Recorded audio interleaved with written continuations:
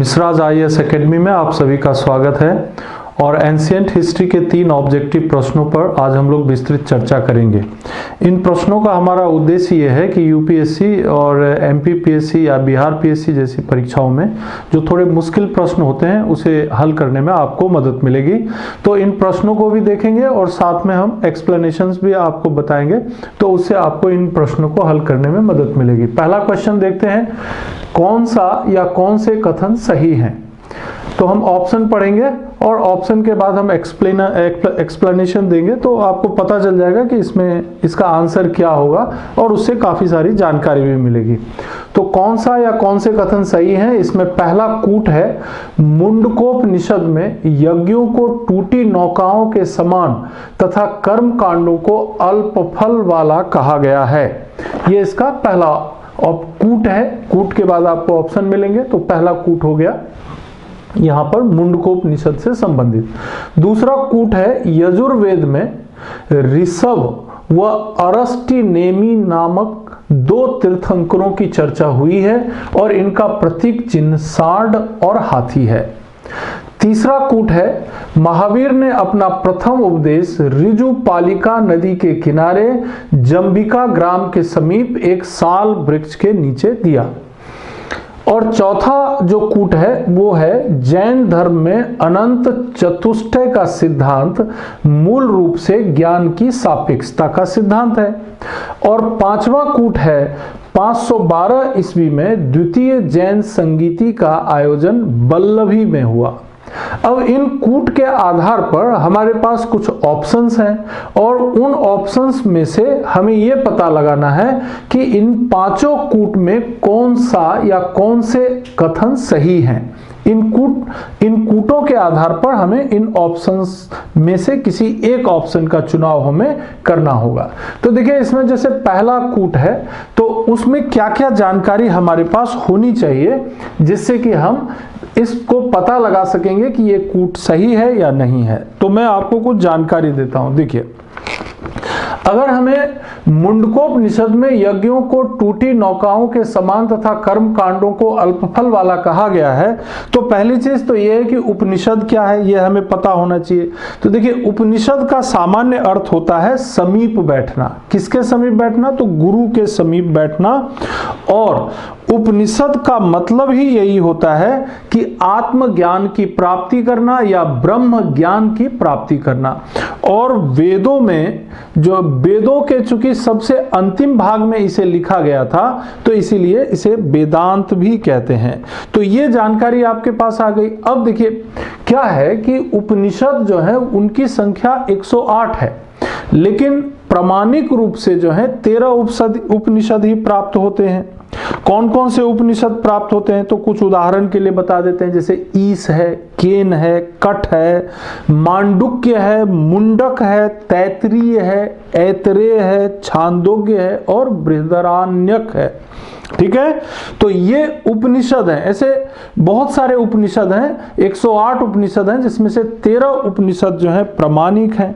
अब यहां पर हमें यह जानना है कि ये जो स्टेटमेंट है ये मुंडकोपनिषद में है या नहीं है। तो देखिए, कुछ और जानकारी आपको देते हैं। यजुर्वेद का जो भाग है कठोपनिषद, उसमें यक्ष और नचिकेता के बारे में जानकारी मिलती है। यक्ष और नचिकेता की जो कहानियां हैं उसके बारे में जानकारी आपको मिलेगी यजुर्वेद से संबंधित कठोपनिषद में। और अथर्ववेद का जो भाग है जिसे मुंडकोपनिषद कहते हैं, उसमें भारत का आदर्श वाक्य सत्यमेव जयते है। और साथ ही साथ एक और महत्वपूर्ण बात उसमें कही गई है मुंडकोपनिषद में कि यज्ञों की तुलना टूटी नौकाओं के से की गई है और कर्म कांडों को अल्प फल वाला बताया गया है। तो इसका मतलब क्या हुआ कि ये जो स्टेटमेंट दिया हुआ है मुंडकोपनिषद में यज्ञों को टूटी नौकाओं के समान मानना, ये मुंडकोपनिषद में है। तो ये स्टेटमेंट के बारे में आप समझ गए होंगे। अब दूसरे स्टेटमेंट देखते हैं। स्टेटमेंट में कि यजुर्वेद में ऋषभ और अरष्टिनेमि नामक 2 तीर्थंकरों की चर्चा हुई है या नहीं हुई है। तो जानकारी क्या चाहिए कि भाई आखिर ये जो जैन जो तीर्थंकर हैं इनकी चर्चा कहां हुई है। तो देखिए, ऋग्वेद में यहां पर लिखा है यजुर्वेद, लेकिन हम आपको क्या बोल रहे हैं, ऋग्वेद में ऋषभदेव और अरिष्टनेमी नामक तीर्थंकरों की चर्चा हुई है और इनका प्रतीक चिन्ह सांड और हाथी है। इसका मतलब क्या हुआ कि ये जो स्टेटमेंट दिया हुआ है यहां पर ये टर्म यजुर्वेद लिखे होने के कारण ये कूट गलत हो जाएगा। तो जानकारी क्या क्या चाहिए हमको, तो पहली चीज तो ये जानकारी चाहिए कि जैन धर्म के कितने तीर्थंकर होते हैं, तो आपको याद रखना चाहिए 24 तीर्थंकर होते हैं। इसमें से जो ऋषभदेव हैं वो पहले तीर्थंकर हैं, पहले तीर्थंकर है, उनका प्रतीक चिन्ह है सांड। पार्श्वनाथ हैं वो 23वें तीर्थंकर हैं, उनका प्रतीक चिन्ह है सांप। अरिष्टनेमी जो हैं वो 22वें तीर्थंकर है, उनका प्रतीक चिन्ह है हाथी। और महावीर जो हैं वो 24वें तीर्थंकर हैं और उनका प्रतीक चिन्ह है सिंह, लायन। अगला स्टेटमेंट देखिए, कूट। महावीर ने अपना प्रथम उपदेश ऋजुपालिका नदी के किनारे जंबिका ग्राम के समीप एक साल वृक्ष के नीचे दिया। अब आपको जानकारी चाहिए, महावीर स्वामी जन्म 540 बीसी, कहां पर, तो कुंड ग्राम में, जन्म कुंड ग्राम में 540 बीसी में। अब इन्होंने जो है गृह त्याग किया 30 वर्ष की आयु में, फिर उसके बाद तपस्या शुरू की, 12 वर्षों तक कठोर तपस्या की, ज्ञान की प्राप्ति हुई। कहां ज्ञान की प्राप्ति हुई, तो साल वृक्ष के नीचे इनको ज्ञान की प्राप्ति हुई। जंबिका ग्राम के निकट ऋजुपालिका नदी के किनारे साल वृक्ष के नीचे इनको ज्ञान की प्राप्ति हुई। और यहां पर स्टेटमेंट दिया हुआ है कि इन्होंने पहला उपदेश दिया, तो यह स्टेटमेंट सही नहीं लग रहा है, तो क्योंकि आगे और भी जानकारी मिल जाएगी आपको कि इन्होंने अपना पहला उपदेश दिया राजगृह के पास वितुलाचल पर्वत के निकट। पहला उपदेश दिया राजगृह के निकट वितुलाचल पर्वत के निकट, तो यह स्टेटमेंट भी आपका क्या हो गया, गलत हो गया। ठीक, और हमें तलाश है सही स्टेटमेंट की। चौथा देखिए, जैन धर्म में अनंत चतुष्टय की बात की गई है, तो देखिए जैन धर्म के कुछ विचारधाराओं को समझना पड़ेगा। जैन धर्म में जो है निर्वाण के बाद जीवन मरण के चक्र से मुक्त हो जाते हैं। निर्वाण के बाद जीवन मरण के चक्र से मुक्त हो जाते हैं, जिसको हम लोग मोक्ष भी कहते हैं। तो जो मुक्त होते हैं उससे क्या प्राप्ति होती, तो अनंत ज्ञान, अनंत ज्ञान, अनंत दर्शन, अनंत वीर्य और अनंत सुख की प्राप्ति होती है और इसे अनंत चतुष्टय कहते हैं, इसे अनंत चतुष्टय कहते हैं। लेकिन सापेक्षवाद ये नहीं है। सापेक्षवाद जो जैन धर्म में वो है सप्तभंगी नय, सप्तभंगी नय यानी कि स्यादवाद। स्यादवाद का जो सिद्धांत है वही सापेक्षता का सिद्धांत है जैन धर्म से संबंधित, क्योंकि ये विचारधारा ये मानता है कि सांसारिक वस्तुओं के संदर्भ में हमारे सभी निर्णय न तो पूरी तरह स्वीकार किए जा सकते हैं और न ही पूरी तरह अस्वीकार किए जा सकते हैं। तो स्यादवाद का सिद्धांत, सप्तभंगी नय का सिद्धांत सापेक्षवाद का सिद्धांत है, न कि अनंत चतुष्टय का सिद्धांत। तो ये जो स्टेटमेंट है ये भी गलत हो गया। और लास्ट ये देखिए यहां पर जो है जैन संगीति के बारे में क्वेश्चन है। तो देखिए 2 जैन संगीतियां हुई हैं। एक जैन संगीति हुई, पहली जैन संगीति ये तो हुआ था चंद्रगुप्त मौर्य के समय में, ये 322 बीसी से 298 बीसी के बीच हुआ चंद्रगुप्त मौर्य के समय में, ये पहली जैन संगीति थी। और दूसरी जैन संगीति के बारे में ये है कि इसके ईयर को लेकर के थोड़ा विवाद है, लेकिन द्वितीय जैन संगीति जो है वो बल्लवी में हुआ है, बल्लवी में, बल्लवी गुजरात में है, यहां पर हुआ है। तो हम मान लेते हैं कि 512 ईस्वी में हुआ और द्वितीय जैन संगीति जो है वो बल्लवी में हुआ। तो हमारे पास ये स्टेटमेंट भी सही है, ऐसा माना जा सकता है। तो इन 5 कूट में से जो सही है वो है कूट नंबर 1 और कूट नंबर 5, यानी कि आंसर होगा कूट 1 और 5 सही है, यानी कि ये आंसर आपका ई जो है ये सही उत्तर माना जाएगा। तो इस तरह से आंसर निकाल के हम लोग जानकारी को भी बढ़ा सकते हैं और जो कठिन प्रश्न होते हैं उसे हल करने की दिशा में आगे बढ़ सकते हैं। दूसरे प्रश्न पर चलते हैं। दूसरा प्रश्न अगर हम देखेंगे तो देखिए यहां पर जस्ट अपोजिट क्वेश्चन है, निम्न में से कौन सा या कौन से कथन सही नहीं है। यहां पर नहीं शब्द पे जोर दिया गया है, नहीं है, तो इसीलिए विशेष तौर पे ध्यान दीजिएगा। अब यहां पर कूट दिया हुआ है, पहले मैं कूट आपको बता देता हूं। जब बौद्ध धर्म दो संप्रदायों यानी हीनयान और महायान में विभाजित हुआ तो अशोक का शासनकाल था। अब ये कूट सही है या नहीं है अभी पता लगाएंगे। बुद्ध ने अपने जीवन के सर्वाधिक उपदेश ऋषि पत्तनम यानी सारनाथ या मृगगांव में दिए, ये स्टेटमेंट सही है या नहीं ये पता लगाएंगे। मैत्रेयनाथ की प्रसिद्ध रचना है मध्यकारिका, इसे सापेक्षवाद भी कहते हैं। बौद्ध धर्म में तंत्र मंत्र का प्रभाव बढ़ने के कारण वज्रयान संप्रदाय का जन्म हुआ और इसमें तंत्र मंत्र जादू टोना पर बल दिया जाता है। पांचवा कूट यह है कि बुद्ध के जीवन से संबंधित महाचिन्ह जो पद चिन्ह है वो निर्वाण से संबंधित है। इसके बाद ये कूट दिए हुए हैं, तो हमें इस प्रश्न को सही ढंग से करने के लिए और पूरे आत्मविश्वास से सही करने के लिए कुछ जानकारियों की जरूरत होगी। तो आइए इस पे चर्चा करते हैं। देखिए जैसे पहला कूट दिया हुआ है कि बौद्ध धर्म दो संप्रदायों हीनयान और महायान में जब विभाजित हुआ तो क्या अशोक का शासनकाल था। तो आपको कैसे ये पता चलेगा, तो इसके लिए हमें याद रखना पड़ेगा। क्या चीज याद रखना पड़ेगा, बौद्ध संगीति कब किसके समय में और कहां पर हुआ।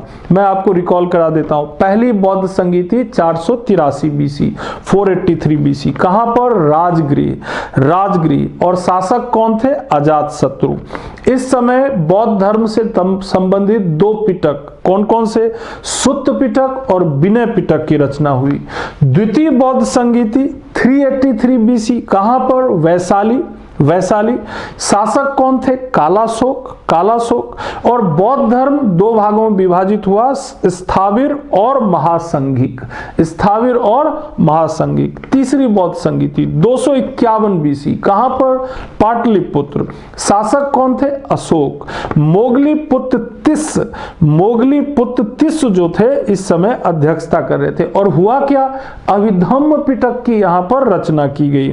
और चौथी बौद्ध संगीति 100 एडी 100 एडी में हुई, लगभग 100 एडी, कुंडलवन कश्मीर में। शासक कौन थे, कनिष्क। और इस समय बौद्ध धर्म दो संप्रदायों हीनयान और महायान में विभाजित हो गया। बौद्ध धर्म हीनयान और महायान में विभाजित हो गया। अब यहां पर आप देखिए कि यहां पर जो स्टेटमेंट लिखा हुआ है कि अशोक के समय में ऐसा हुआ, तो ये स्टेटमेंट क्या हो जाएगा, गलत हो जाएगा, क्योंकि ये अशोक के समय में नहीं हुआ, ये कनिष्क के समय में हुआ। तो आप इसे ध्यान रखिएगा। दूसरे स्टेटमेंट में चलिए, बुद्ध ने अपने जीवन के सर्वाधिक उपदेश ऋषि पत्तनम यानी सारनाथ या मृगगांव में दिए। कुछ जानकारी देख लेते हैं। देखिए बुद्ध का जन्म आपको याद ही होगा 563 बीसी। महावीर निष्क्रमण होता है, गृह त्याग करते हैं 29 वर्ष की आयु में। कठोर तपस्या करते हैं 6 वर्षों तक। 35 वर्ष की आयु में इन्हें पीपल वृक्ष के नीचे उरुवेला यानी कि बोध गया में ज्ञान की प्राप्ति होती है। बोध गया में ज्ञान की प्राप्ति होती है। फिर सारनाथ में जाते हैं। सारनाथ जिसको ऋषि पत्तनम या मृगगांव भी कहते हैं, वहां पर ये पहली बार उपदेश देते हैं। फर्स्ट टाइम प्रीचेज, पहली बार उपदेश देते हैं। प्रथम उपदेश जिसे क्या कहते हैं, धर्म चक्र प्रवर्तन, जिसे कहा जाता है धर्म चक्र प्रवर्तन। और 5 ब्राह्मण सन्यासियों को प्रथम उपदेश देते हैं। और सबसे ज्यादा उपदेश देने की बात जब करेंगे तो वो आएगा कोसल देश की राजधानी श्रावस्ती में। कोसल देश की राजधानी श्रावस्ती में वो आपको ध्यान रखना पड़ेगा। तो यहां पर ये जो स्टेटमेंट इन्होंने लिखा ऋषि पत्तनम सारनाथ में सर्वाधिक उपदेश दिए, ये भी सही नहीं है। फिर देखते हैं मैत्रेयनाथ की प्रसिद्ध रचना है मध्यकारिका, इसे सापेक्षवाद भी कहते हैं। अब ये कैसे हुआ, तो देखिए कनिष्क के शासनकाल में क्या होता है, बौद्ध धर्म 2 भागों में विभाजित हो जाता है। किसमें, हीनयान और महायान में। हीनयान जो होता है ना वो थोड़ा ट्रेडिशनलिस्टिक है, रूढ़िवादी है, वो मूर्ति पूजा और भक्ति में ज्यादा विश्वास नहीं रखते हैं। जो महायान संप्रदाय के लोग हैं वो सुधारवादी प्रवृत्ति के हैं, वो मूर्ति पूजा भी करते हैं, बुद्ध को अवतार भी मानते हैं। अब यहां पर ये होता है कि जो महायान संप्रदाय है वो क्या होता है, दो भागों में बढ़ जाता है। उसकी विचारधारा के दो हिस्से हो जाते हैं, एक है शून्यवाद और दूसरा है विज्ञानवाद। शून्यवाद जो है उसे माध्यमिक या नागार्जुन संप्रदाय, नागार्जुन जो उनके प्रवर्तक थे नागार्जुन ने शून्यवाद का प्रवर्तन किया यानी विकसित किया, और उन्हीं ने एक सिद्धांत दिया मध्यकारिका या सापेक्षवाद का सिद्धांत। और इसीलिए नागार्जुन को भारत का आइंस्टाइन भी कहते हैं। मतलब आइंस्टाइन से बहुत पहले उन्होंने शून्यवाद के माध्यम से जो सापेक्षवाद है उसको प्रवर्तित कर दिया था, उसको प्रारंभ कर दिया था। विज्ञानवाद यानी योगाचार जो है वो मैत्रेय नाथ ने दी थी। और यहाँ क्या लिखा है, मैत्रेय नाथ की प्रसिद्ध रचना है मध्यकारिका। गलत हो जाएगा, ये तो नागार्जुन की है। मैत्रेय नाथ तो योगाचार के बारे में बताते हैं, तो ये स्टेटमेंट भी गलत हो गया।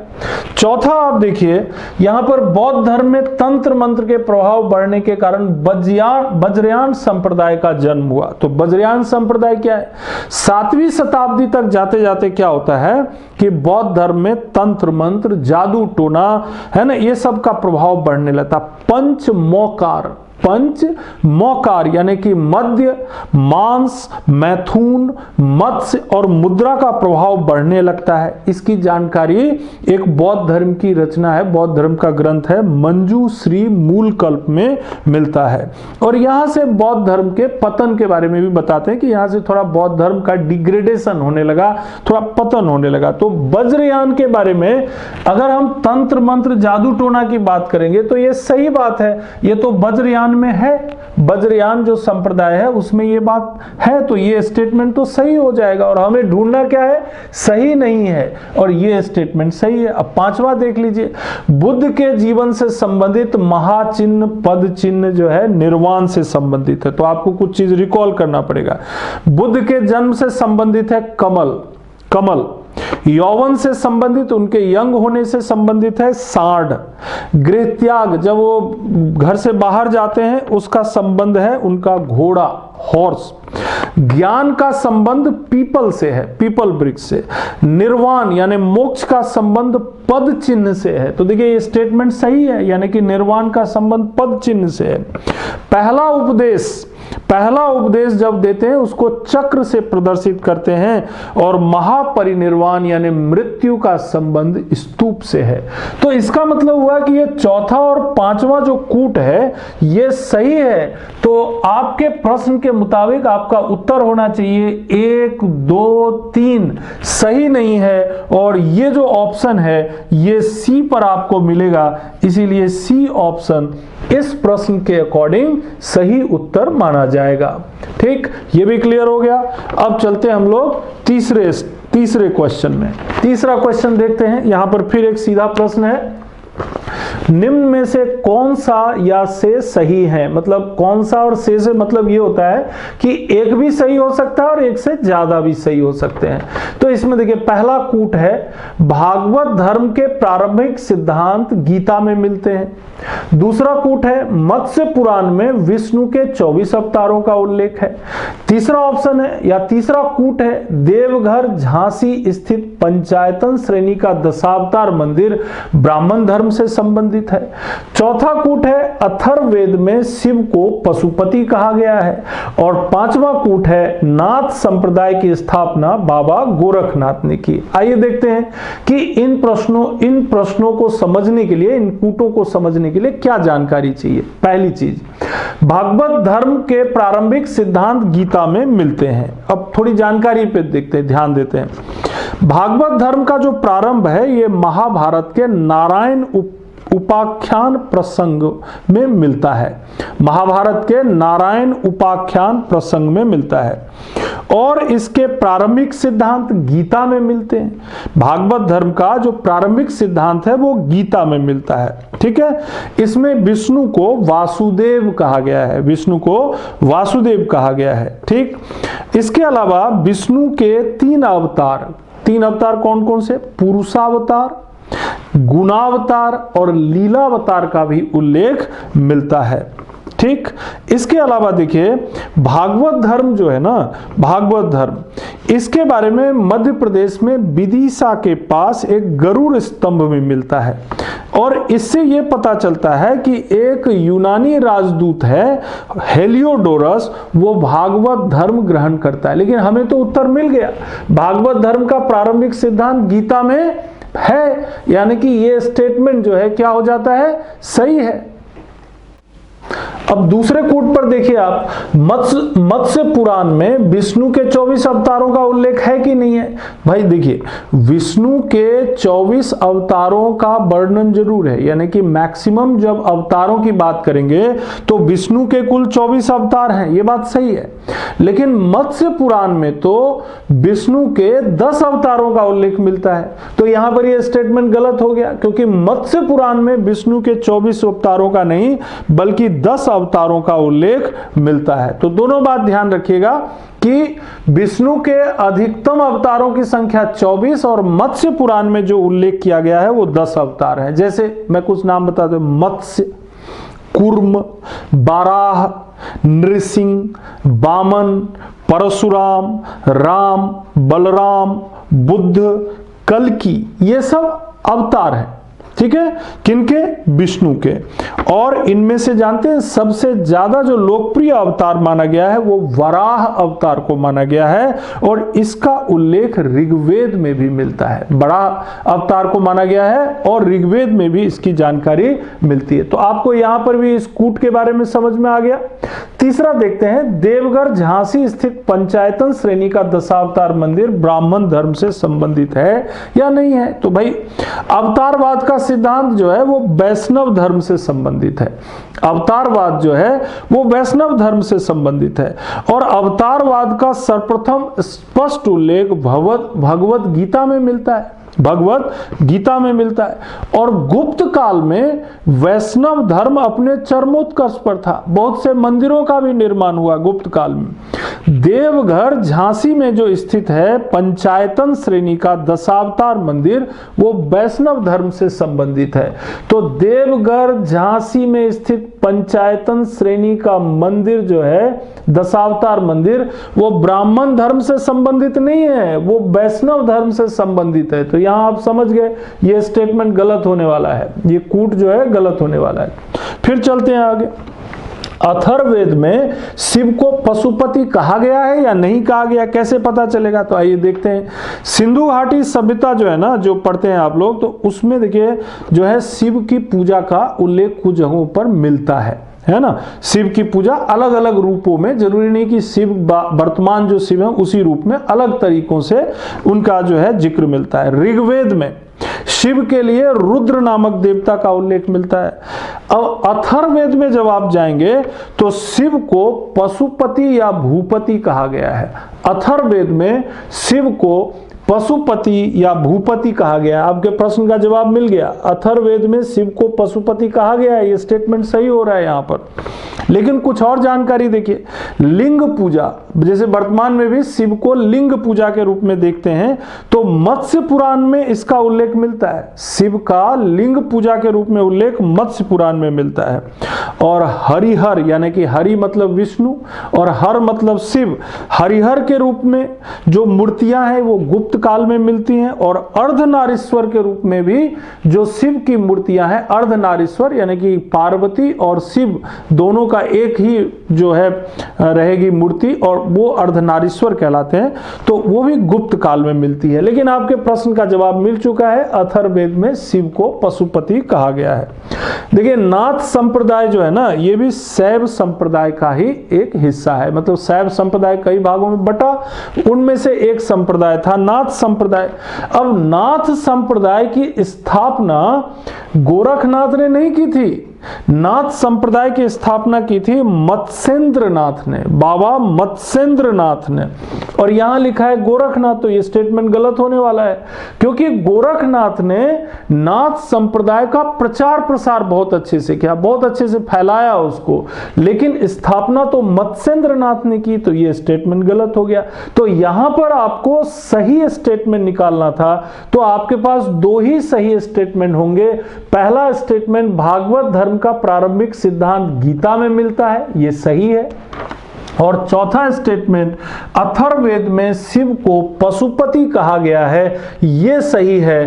तो इसका मतलब हुआ आपका जो आंसर होगा वो है पहला और चौथा वाला, यानी कि E option is the correct answer. और इस तरह से आप लोग इन तीनों प्रश्नों को हल भी कर लेते हैं और बहुत सारी जानकारी भी इकट्ठा कर लेते हैं। ऐसे ही बहुत सारे इंफॉर्मेटिव और मजेदार वीडियोस हम आपके सामने लाते रहेंगे। आपसे यही रिक्वेस्ट है कि चैनल को सब्सक्राइब जरूर करिएगा और हो सके तो इसे शेयर और कमेंट भी करते रहिएगा, लाइक भी करते रहिएगा, और हम आप तक इस तरह के महत्वपूर्ण वीडियोस पहुंचाते रहेंगे जो आपको यूपीएससी, स्टेट पीएससी और भी परीक्षाओं में काम आएंगे। धन्यवाद।